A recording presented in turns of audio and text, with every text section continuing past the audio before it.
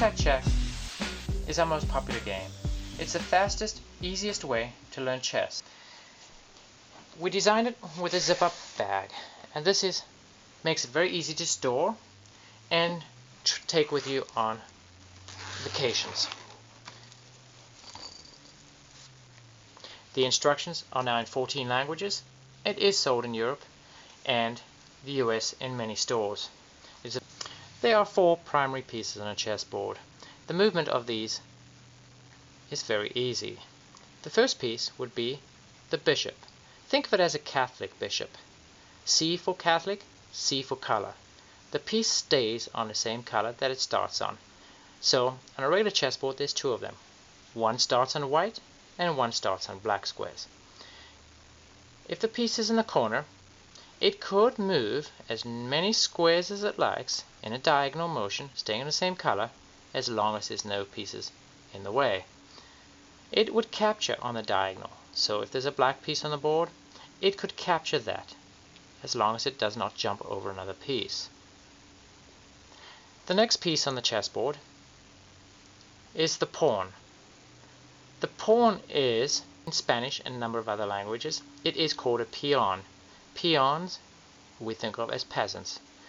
They were always the foot soldiers, and so the piece moves like a foot soldier. The word pawn being a Sanskrit word, Indian language word, meaning foot soldier. We could place the piece anywhere on this board, unlike regular chess. The piece would move 1 foot ahead at a time, per turn. So, they are the only piece on the board that capture in a slightly different way to the way they move. If a piece, such as a knight or horse, is on a diagonal square from that pawn, the pawn would move diagonally to capture the piece. In this game, the player would get their piece back. You never lose pieces, so you don't get discouraged. In our game, when you get to the other side of the board, or you start on the other side of the board, you may bring your piece back again towards your side. You do have to reach the other side before you can come back. In regular chess, when your pawn reaches the other side, it is promoted. It can become a queen, or any other piece for that matter, besides a king. The next piece that we have on a chessboard is the horse, or often called the knight. It moves like a drunk horse. If it's on this square, it always moves in an L shape. Think of it as jumping over the fence, and being a bit tipsy, he staggers to one side. So they move in L shapes. So in other words, from here, it could move to there, it could move to there, or it could move to there.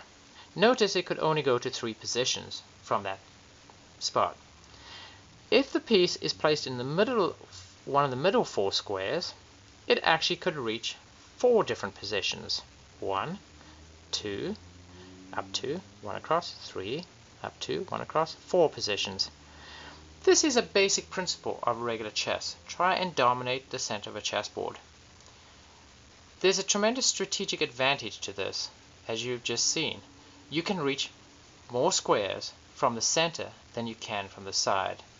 If this piece was only placed in the corner, it could only reach 2 potential positions, up to 1 over, or up to 1 over. So there you could go to 2, there you could go to 3, and there you could reach 4 spaces. Obviously, reaching 4 spaces gives you potentially a strategic advantage. The last piece on a chessboard is the rook. The word rook, or castle you might think of it, the word rook is actually also Sanskrit, and it means chariot. The piece always moves horizontally, alternating to black and white squares, horizontally or vertically. The piece captures the same as it moves, as does every piece except the pawn. So this piece could capture this piece as long as there's no other piece in the way. It could capture this one, but it could not on the first turn capture the bishop. It would have to first capture this piece, return the piece to the player, and on the next turn he could capture the bishop. Tic Tac Chec is a very easy game to play. The object of the game, similar to tic-tac-toe, is to get 4 pieces in a row.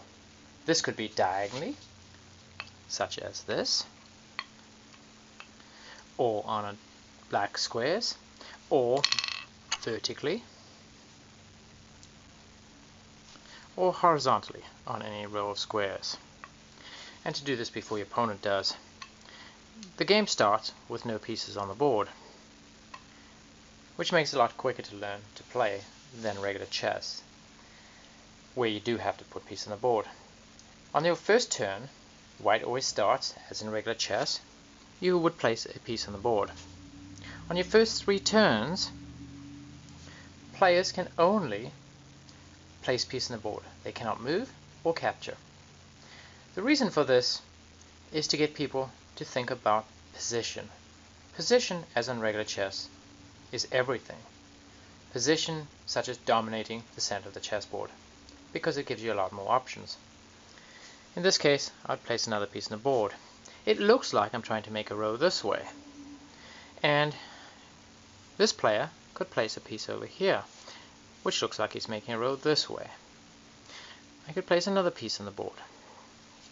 Obviously my opponent cannot capture any of my pieces. It's very apparent that I'm about to make a row this way, so my opponent would have to block me. In this case, I would put my pawn on here to capture him on the diagonal.